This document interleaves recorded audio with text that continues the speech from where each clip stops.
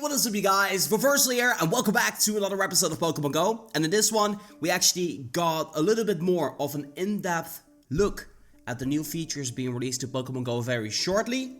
As you guys probably have already seen in-game, the update has been rolling out. And the only thing left to do for Niantic is two things. Number one is they need to force the update for every device, because that means that they're really rolling out the update to the masses. And number two, they need to actually flip the switch so that way the update will be there. We're going to be talking about the developer insights. I'm going to give you guys a rundown of everything that they said. I'm going to add some of my own thoughts and opinions to that, and then I'm going to invite you guys over in the comments to kind of have an interaction in regards to what you guys think, because there's a couple of questions that I have for you guys, and I just want to really know what you guys think about that. Now, before we jump into that, I want to talk about the channel and mostly about how YouTube is situated right now for the Pokemon GO YouTubers, because I feel this is also pretty important, especially with all of this content coming out. There's a lot of things happening to Pokemon GO, and I just want to make sure you guys are updated to just everything going on here. So what is going on with YouTube? YouTube's being really strange right now. There is a fix, as a matter of fact, for the subscription feed, for the recommended page, and wherever content is supposed to be popping up, it has not been doing that. Notifications not rolling out. You guys have been telling me a lot on Twitter that you guys don't get notifications whenever you do have them turned on, and there's a fix for doing so. All you have to do is unsubscribe from the channel and then resubscribe with the notifications turned on, and then you are seen as a fresh account, as a fresh addition to the channel, and YouTube will say like, oh, you're interested in Reversal's content, and that way you actually will be getting all the videos in relation to Pokemon GO. So that's very important.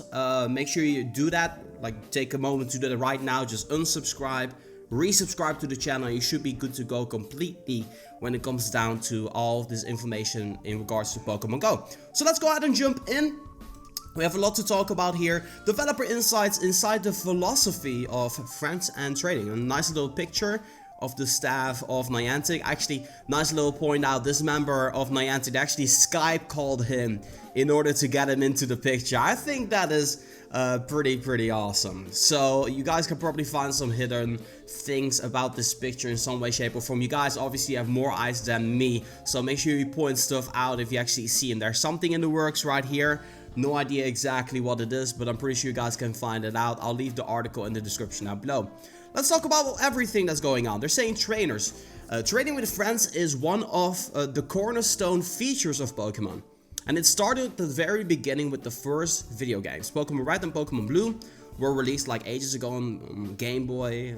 Massive. That was crazy when that got released. When a special cable was required to connect two Game Boy systems, and you needed to meet face to face in order to actually connect them, and then you could actually trade certain Pokemon. Some of the Pokemon would actually evolve through that, like Gengar and Golem and Machamp. So that was a really, and Alexam of course. So that was a really major thing in the Pokemon game. So it's not a surprise. So it's probably not a surprise to say that trainers from all over the world have eagerly anticipated a Pokemon trading feature since Pokemon GO was announced in 2015. As a matter of fact, it was part of the trailer. So yes, in fact, we have been waiting for it for about 3 years now, essentially. But Pokemon GO has only almost been out for 2 years. But the trailer actually dropped in September of 2015. Finally, after many iterations and thoughtful experiments, this feature alongside with a robust friend system will soon start rolling out to trainers around the world. Finally, they've been taking a lot of time and effort into this, and we're going to go into the finer details as to why it is that they actually took a while to release these features in Pokemon GO. Let's take a closer look at the system and why we believe we've created a set of features that will reward close friendships without upsetting the game's overall balance and fairness to trainers of all levels. So first off, friends, gifting and friendship levels. Our primary goal when exploring these features was to encourage trainers to play together and connect meaningfully in-game. Up till now, those activities have been focused around battling at gyms and in raid battles where traders can work together to battle Pokemon for rewards. However, there wasn't a way for trainers to directly aid each other or have an in-game representation of friendship outside of the raid lobby. That goal became the foundation of our friend system. So they've really been focusing on the social aspect. Is something that they wanted to push, like go out with friends and so on and so forth. They've been saying it in many posts, but there wasn't really a reason, like a set in stone feature that would actually support this mindset that Niantic had. So obviously, you know, now with this integration in Pokemon Go, that's going to be changing. Once a trainer shares their trainer code with someone, that person can send them a friend request. After two trainers have become friends, they have the ability to send each other gifts. Gifts are initially obtained by spinning a Pokestop at a Pokestop or a gym. Photo disc is basically spin the Pokestop. The photo that is shown, that is the photo disc. Just to elaborate on that. When receiving a gift from a friend, trainers will see the postcard of that particular Pokestop or gym Pokestop where you got that gift. So you cannot open them yourself, you have to send them to one of your friends. It's really cool if you live at the other side of the planet and you got a postcard. I'm actually going to jump into that. I'm going to talk about how you guys will be able to add me, so that's going to be a thing. We'll talk about that later. We want to mirror this feeling of when a friend gives you a present from a store you enjoy, so sends you a postcard from a far off land. It's intentionally sentimental and brings two trainers together in their travels. Plus, how exciting would it be if one trainer sent a gift from a special vacation spot or an exclusive event? That would honestly be pretty cool. Nintendo Store had, for instance, a Donkey Kong Pokestop. It would be so cool to actually get a postcard with that, for example. I'm curious if you got to keep postcards, but we'll see that in whenever it's released, I guess. Gifts will contain items that are of higher value than what trainers can normally obtain from spinning Pokestops, and supporting the feeling that your friends are really helping you make the best of your Pokemon Go journey. This is terrific for people that live in rural areas who do not really have a whole lot of access to Pokestops. So this is a great thing. Or people that have more Pokemon in the wild spawning versus the amount of Pokestops that they're having. This is going to aid them significantly. So the amount of items you're going to be getting most likely will be better than when you spin a golden gem of your color. So that's really cool to know. Additionally, so that means in addition to, gifts can contain special 7K eggs that will hatch into some of the Alolan forms of Pokemon originally discovered in the Kanto region. An exciting prospect for those eager to fill out their collection. I want to know from you guys, because for the life of me I cannot think of any Pokemon that will be in the 7K eggs. What Pokemon do you think will be appearing in those eggs? 7 kilometers is quite steep. It's going to be a rarer type egg. It will be in between 5 kilometers to 10 kilometers. I'm assuming maybe the Alolan Raichu will be a possibility, but that would be weird at the same time. Same thing with Executor. Maybe it will be a Vulpix or a Grimer, or maybe even a Geodude. Just let me know in the comments. What do you think it's gonna be? Executor would be insane, right? When designing this feature, we wanted friends to be able to help each other directly in gyms and raid battles by activating bonuses. Great friends will receive not only an attack bonus to help them take down a raid boss much faster, but also extra Premier Balls to catch Pokemon when the battle is complete. So I kind of quickly want to touch upon that, because if you are best friends in Pokemon Go, like level 4 friends, which is best friends, you're going to be getting yourself 4 extra Premier Balls. It's going to take 90 days to obtain this particular rank. Some people have been asking, of course, do the rewards stack? What if I bring 19 best friends to a raid battle? That would give you 76 extra Premier Balls. Of course, that's not going to happen. What I'm assuming is going to be the case is that your highest friend level will be the determining factor of how many Premier Balls you're going to be getting during a raid battle. So make sure you keep that in mind. This also adds more rewards and incentives for the action they've already taken, and can be especially beneficial for smaller groups of trainers that battle together. So usually you would have to have a set amount of people in order to take it down, but you know, maybe you can do it with one person less, and you can consider the attack bonus that you're going to be getting by having all these friends added as like a weather boost, for instance, for your Pokemon. So that way they're going to be doing more damage against the raid boss. So that's going to be something that's going to be interesting. We're going to see definitely some special combinations which weren't duo able or not being able to be done with 3 people unless you're really high level, actually being done with those amount of people, and that's very exciting. When tight-knit friends take on a raid boss, or even a small group can be mighty. In the real world, friendships are built over time. So as you get to know someone, you become closer and your friendship is strengthened. So we set out to create a feature that captures this feeling of growing a friendship. As you complete all of the above activities, you'll build a friendship level with your friend and in turn continue to earn and unlock bonuses for playing together. In the game, you notice that the interface shows the growth of the friendship, building incrementally and deliberately as it unlocks rewards that are even more meaningful. So you can actually see sort of your progression on how well you're doing on your friendship level, which is a cool thing. It kind of gives some sort of indication. I would like to point out to you guys that if you add each other to a friend, you instantly have the capability of becoming good friends by gifting an item to that person, or even doing a raid boss together, or doing a battle together. So make sure you keep that in mind. The reason why this was important is simply Safari Zone is on the way, Pokemon Go Fest is on the way. Yes, I will be able to trade some Pokemon with you guys. As a matter of fact, if you are currently watching this on the final day of the water event, I got a tip for you guys, and this is a very, very important one. Today, last 24 hours, just go and hunt as many Squirtle as you can.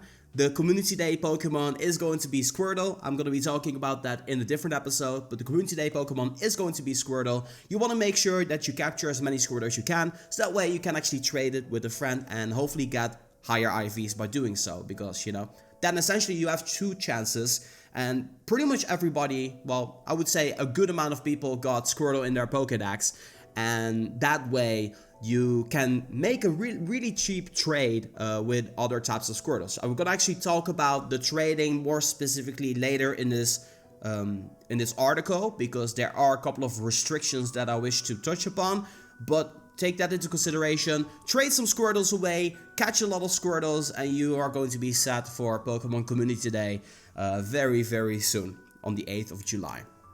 Trading! When we set out to create the trading feature within Pokemon Go, we knew that it would be a challenge to design a useful feature that would provide amazing value to players without overshadowing the joys and excitement of encountering and catching Pokemon in the wild.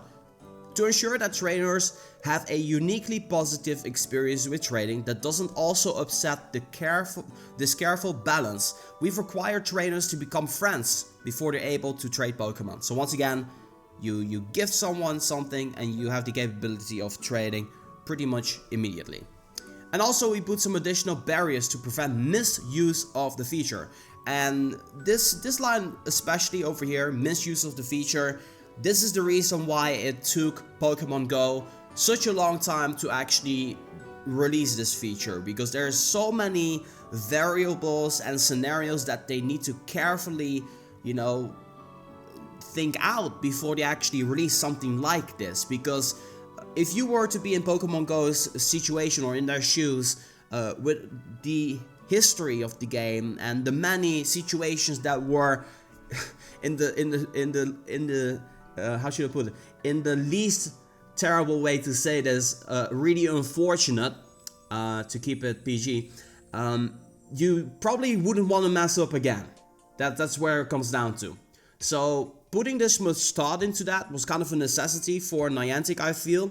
And this is just, I'm not sure, I'm just speaking from based off, I've been with this game for a long while. I think Niantic, with every single feature they're going to be rolling out, they want to make sure that everything is thought out perfectly. So that way it doesn't leave any sort of room for error, which, you know, that would be quite the disaster if it did. So that's kind of my point of feedback there. First of all, trades require both trainers to use Stardust in order to complete any trade.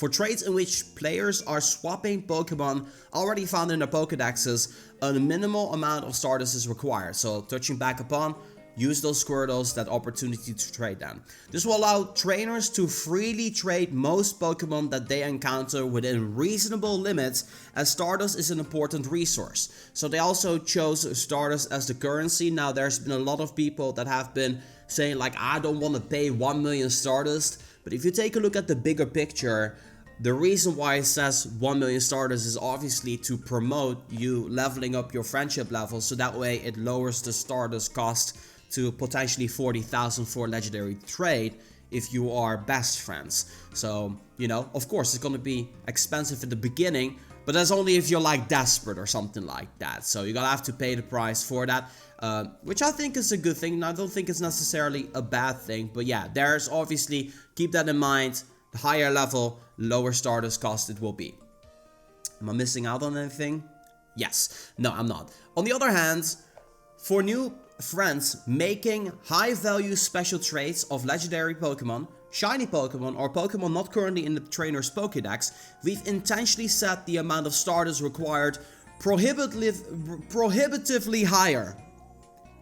We think that gating these trades behind a high Stardust requirement works to prevent exploitation and the creation of a black market. Indirectly, this says, hey spoofers, no, it ain't gonna be happening. Because what will happen is, you know, a lot of hacked accounts have gotten access to all of these Pokemon that they just sniped. Which is the terminology of just going to that location and just catching that Pokemon. They could trade those Pokemon away, but because the Stardust requirements are so high, you cannot just trade everything away just like that. That's why these restrictions are being put in place, but they will definitely touch more upon this later down this article. Which would devalue the hard work trainers who have managed to encounter and catch rare or powerful Pokemon. Additionally, special trades can only be done once per day, to limit the times a single trainer can make special trades with all of their friends. So only once. One legendary trade per day. Even if you give out a Pidgey and you get a legendary back, that is the special trade already being used. Special trading does become more accessible over time. As the friendship level between two trainers increases, the amount of Stardust needed to complete a special trade will significantly decrease. I should have probably not said anything because it literally says it in the article. It is not our intention to prohibit trading legendary Pokemon, but it makes sense that it would be much more difficult to achieve, given the amount of work it takes to catch one in the first place. Similarly, we want to celebrate all the hard work that goes into the building of your friendships by making special trades much more accessible at higher friendship levels. Just as real life putting effort into your friendships brings real rewards, which is true. So, you know, there's a lot of people that said like, you know, I'm not really pleased with this trading feature. And that's sort of understandable. You might be disappointed. But if you are that disappointed in this feature, just don't use it. And your gameplay will be the exact same. Like literally nothing will change. So if you dislike this feature, just don't use it. It's that simple. Like I've seen a lot of people complain about this. Oh, this sucks, and they should have made this and this and that. And I'm just like, well, if you dislike it that much, just don't use it. Like, don't complain. It's cool that they added in the game. There's clearly a lot of people that are excited about this. Don't be that party pooper who's just gonna ruin people's experience by being so much in their face, being like, oh, this sucks and Niantic is messed up. Don't be that person. Just let other people enjoy their thing. Just stay away from the trading feature if you dislike it, and we'll all be happier. Anyway, moving on. Another notable aspect of trading a Pokemon Go is that the stats of a Pokemon will randomly change within the range when traded. Before you complete a trade, you will see the range of CP and HP that the Pokemon could potentially have when the trade is complete. There's a thoughtful calculation to deciding that range. We first look at your trainer's level to confirm the Pokemon is not powered up past to what ordinarily would be obtainable for someone of that level, meaning if I am level 40, I max out a Dragonite, a level 10 player is not gonna have that same CP. So there are some restrictions that are being put in place, which that is a good thing. And that base increases the higher that level is. In other words, as your friendship next we This one, so I'm over here. Next, we assign minimum stat values, also known as IVs, based on your friendship level. And that base increases the higher that level is. So, example, if you are good friends, the lowest amount of friends, if you are good friends, you want to make a trade, the IVs are gonna be not really that great. But the potential of a higher IV Pokemon will increase as your friendship level will also increase. So it is in everybody's benefit to go towards Ultra Friend or Best Friend to maybe even have a chance of getting 100% IV. I'm not sure, maybe the range will be 0 to 100% and then 30 to 100% and then 60 to 100% and then like egg hatches like 80% and above or something like that. I kind of feel it's gonna be that way, but this is kind of cool. It really makes it, Stardust requirements get lower, IV gets higher as you level up your friendship, and I think that is a really cool way to, you know, promote that feature. And that base will increase the higher level it is. In other words, as your friendship level increases with a friend, you have a better chance of receiving a strong Pokemon with good IVs when trading. A Pokemon that may not be great in battle for you may excel in battle once traded to one of your friends.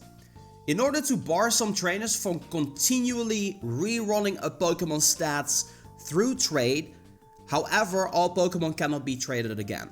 So that means, to put it into perspective, say, I will give you a Snorlax and you will give me a Lapras. Both that Snorlax and that Lapras will never be able to be traded away again. You can only trade that unique Pokemon once and then you cannot trade it away. If you have another Snorlax and another Lapras, sure, you can trade that. But that specific Snorlax and Lapras that we just traded can only be traded once ever. So that is a cool thing. That's a restriction that some people don't really like, and I understand that, but I think it makes sense in case you get like a really rare Pokemon. So yeah, that's where I can completely understand if your opinion is different in that. And if you dislike that, then let me know in the comments down below. Maybe Niantic will be reading the comments and maybe they're gonna be changing it into the future. So we can all be vocal about it. Make sure you do so in the comment section down below. In order to bar some trainers from continuing rerunning, however, all Pokemon can be traded again. This feature incentivizes trading without giving a significant advantage to one trainer over another. So that means that also players with a lot of Stardust can only make that trade once to kind of, you know, balance that out as well. Then over here it says mythical Pokemon like Mew, in the future Celebi, Jirachi, Deoxys, which by the way, yes, it is a mythical Pokemon. It's not a legendary, it is a mythical Pokemon. They are not tradable. So that's this column right here.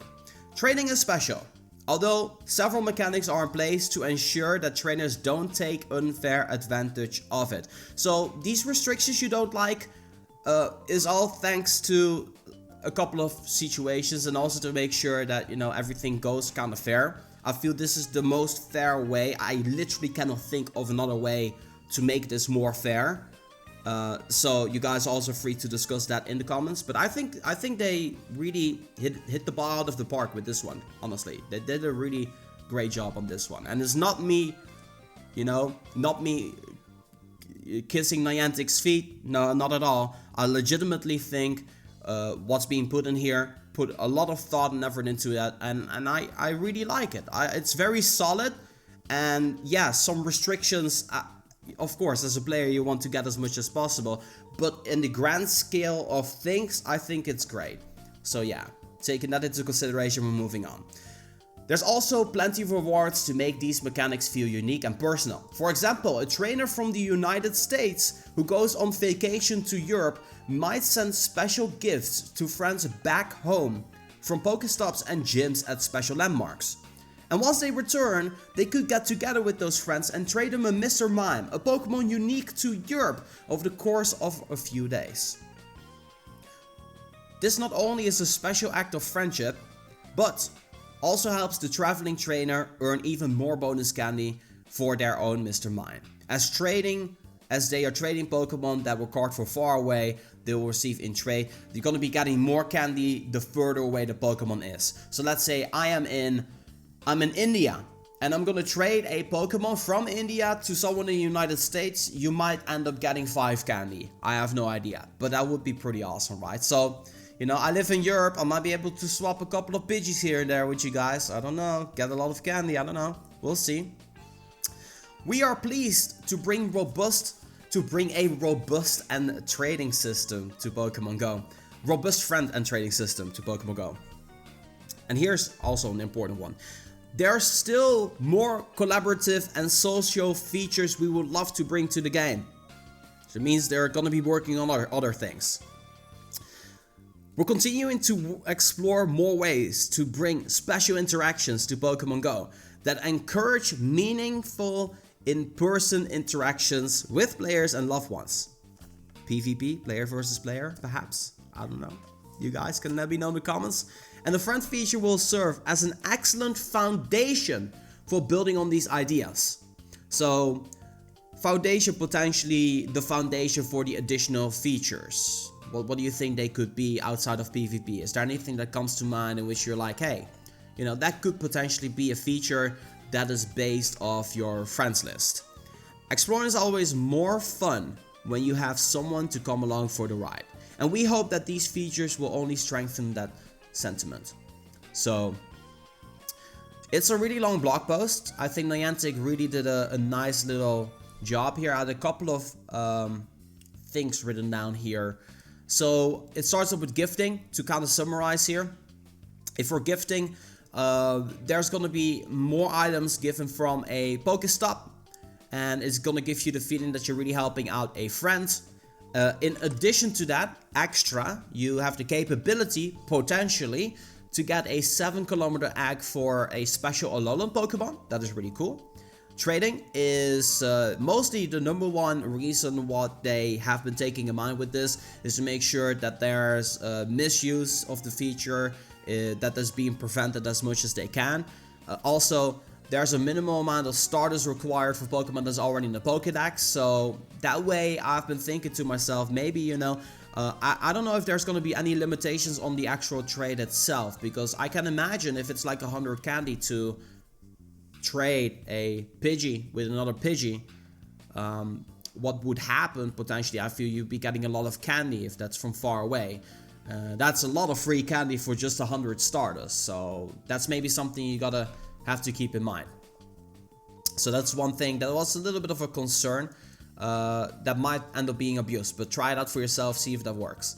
And there's gonna be some reasonable limits, which obviously will be decreased once you level up in friendship.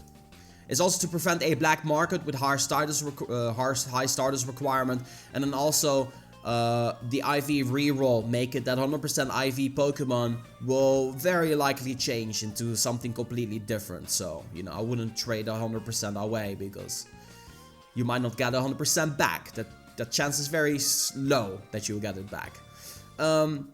New Dex Pokemon, Legendary Pokemon, and Shiny Pokemon is considered a special trade. You can only do that once a day. I'm curious what the requirement is gonna be for a new Shiny Legendary Pokédex entry. That's probably gonna be insanely expensive, or is it gonna be the exact same? I'm also just curious in general what the Stardust requirements are gonna be. I'm gonna drop a video immediately once the trading is out, if I know the information regarding every single trade. So you want to turn on those notifications for the channel in order to stay updated with the latest of Pokemon Go. New restriction. Looking at the trainer level, it's not powered up, so level 10 Pokemon, level 40 Pokemon, like if you're level 40, you have a maxed out Dragonite, and you trade it with the level 10 trainer, it's not going to be the exact same CP, the level will be lower, or you cannot maybe not even trade that. We don't know about that, but I'm assuming it will be lowered. The IVs will become better upon the friendship level increment. So, you know, definitely something to look forward to as well. And then traded Pokemon cannot be traded ever again. Example here, Snorlax and Lapras. If I have a Snorlax and I give you that for your Lapras, then I cannot give that Lapras away again, and you cannot give that Snorlax away again or trade them away. So that's very important as well. Mythical Pokemon like Mew cannot be traded, and the distance of candy upon a trade, depending on where you obtain that Pokemon, will be longer by the distance, and I think that's a cool one. And then they're also planning to extend on collaborative and social features. And I'm asking a comment question here. What do you guys think about that? What kind of features or what kind of social features are we talking about? I don't think there's going to be anything like a chat, but maybe something like a special research or something that you need someone for. Collaborative efforts. I really don't know exactly what, what could potentially be a thing, but we have been surprised more in the past by Niantic. I wouldn't be surprised if it were to be something that I would have never thought would be a thing, right? Bring more special interactions to Pokemon Go. So PvP, potentially, that could potentially be a thing. Friend feature, and then potentially the foundation for additional features. So once again, same thing here as in here. What do you think it could potentially be?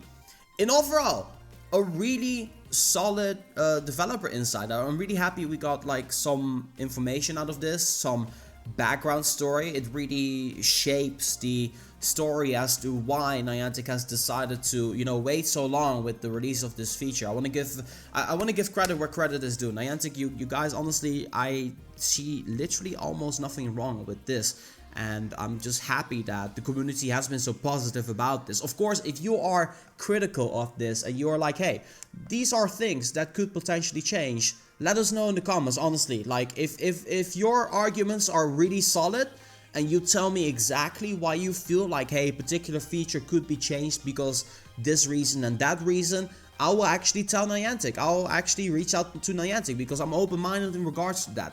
We don't even have the feature yet, so it's kind of hard to tell exactly how this is going to be going down. So far, it looks good. It seems a 9 out of 10 features, in my personal opinion, something that a lot of people can, use and potentially get a bunch of unknown with as well. That's maybe that will have a special Stardust requirement. I really have no idea about that. Once again, to remind you, make sure you unsubscribe to the channel just to resubscribe again, so that way YouTube will consider your YouTube account a fresh account, and that way you will actually get the videos that I'm going to be posting in regards to trade gameplay or just knowledge that you need to know in regards to the summer updates and just cool videos altogether. I'm going to be traveling a lot. Don't miss out on that. Make sure you subscribe with post notifications turned on, and my social media links will all be linked in the description down below. I got my Twitter handle, my Instagram if you want to see some photos as well. That's just going to wrap it up.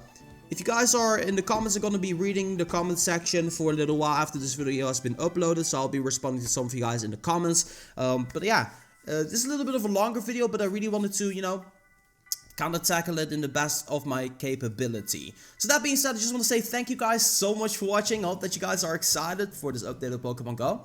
I'm going to be signing off. See you guys in the next one.